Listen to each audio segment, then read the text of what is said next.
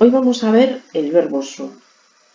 El verbo sum es un verbo muy importante en latín, porque aparte de ser el verbo copulativo que más se utiliza, es también un verbo que va a servir para la formación de los tiempos compuestos de la voz pasiva. Por lo tanto, es muy importante conocerlo bien. Vamos a empezar por su enunciado, porque su enunciado nos da mucha información acerca de este verbo. Si os fijáis en este cuadro, tenemos el enunciado partiendo de las mismas formas que utilizábamos para los verbos regulares. Primera persona del presente, sum. Segunda persona del presente es el infinitivo de presente, que sería ese, y el pretérito perfecto, que es fui. La forma que no aparece es la forma de supino. ¿Qué información tenemos entonces a partir de este enunciado? Pues este enunciado nos dice que este verbo es un verbo irregular, porque tiene varias raíces, como podéis comprobar aquí, raíces distintas para cada tema e incluso dentro del mismo tema. Es también un verbo al que le faltan o que carece de formas, no tiene supino, y además es un verbo que como verbo copulativo puede tener valores copulativos o no copulativos. Eso lo veremos hacia el final del tema. Por lo tanto, del verbo sum sabemos que es irregular porque tiene varios temas.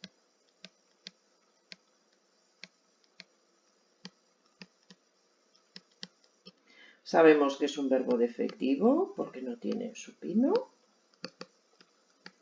Y sabemos que va a tener valores copulativos y no copulativos. Bien, vamos a empezar por el tema de presente. El tema de presente, y esta es la buena noticia, es el tema que es irregular. Porque el verbo sum, igual que otros verbos irregulares, que veremos más adelante, son irregulares única y exclusivamente en el tema de presente. El tema de perfecto va a ser absolutamente regular. Vamos a añadir las mismas características temporales y desinencias que hacíamos en los verbos que ya hemos visto, de las distintas conjugaciones. Con lo cual, el aprendizaje del verbo sum se reduce a las formas del tema de presente. ¿Qué tenemos en este tema de presente? Pues como comentamos antes, tenemos dos temas que ya aparecen aquí en el presente de indicativo y me diréis, pero es que aquí hay otra forma distinta.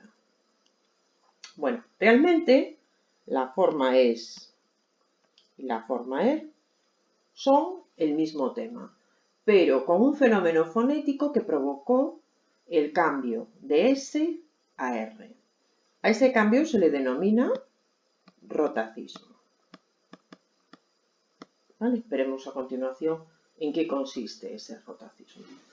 Si os fijáis, las formas que aparecen con es, que aquí tenemos en el tema de presente, en el presente de indicativo, o aquí en el imperfecto de subjuntivo, tienen una característica peculiar, que es que después de la S siempre va a aparecer consonante. Mientras que cuando esa S va en contacto con dos vocales, lo que ocurre es que se transforma en una R. Ese fenómeno lo conocemos con el nombre de rotacismo. Bien, ¿cómo podemos aprender entonces las formas irregulares del presente de indicativo?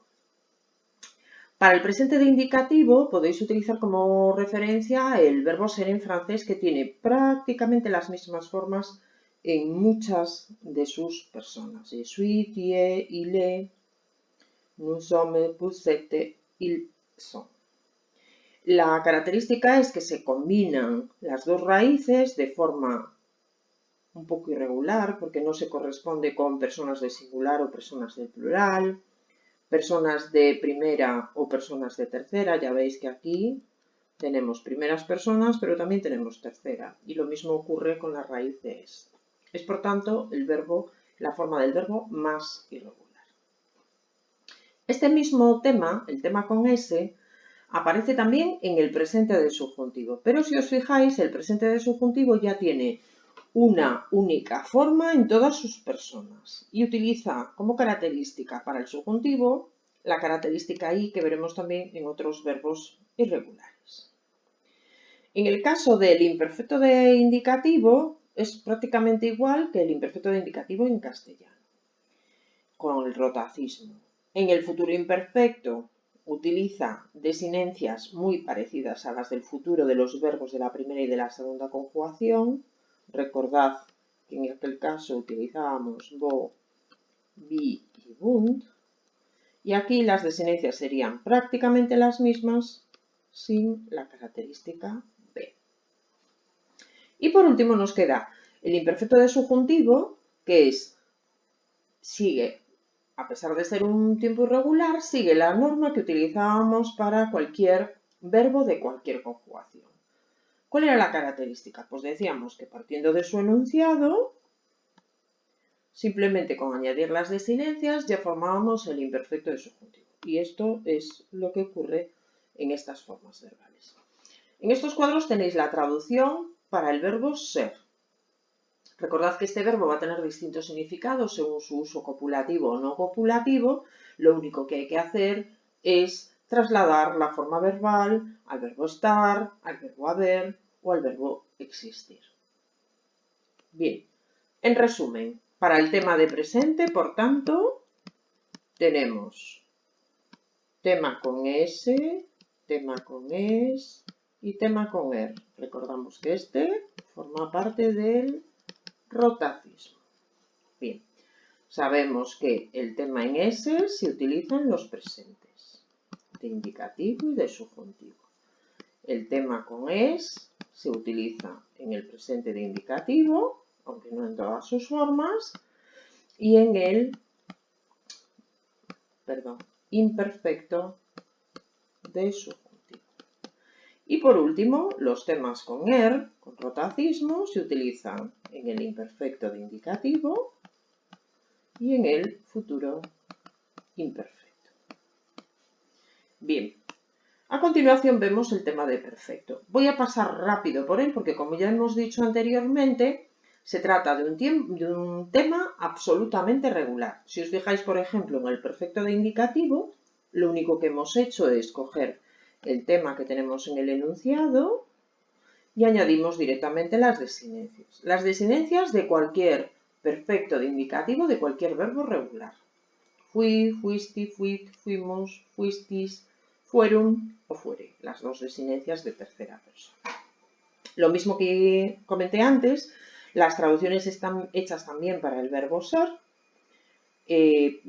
Trasladamos las mismas formas a los verbos estar, haber o existir.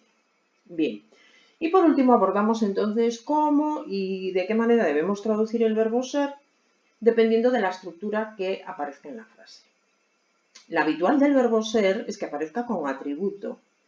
Y si aparece con atributo, recordamos que el atributo concierta en género y número con el sujeto de la oración, es fácil de identificar, va en nominativo, y en esos casos podremos traducirlo por ser o por estar.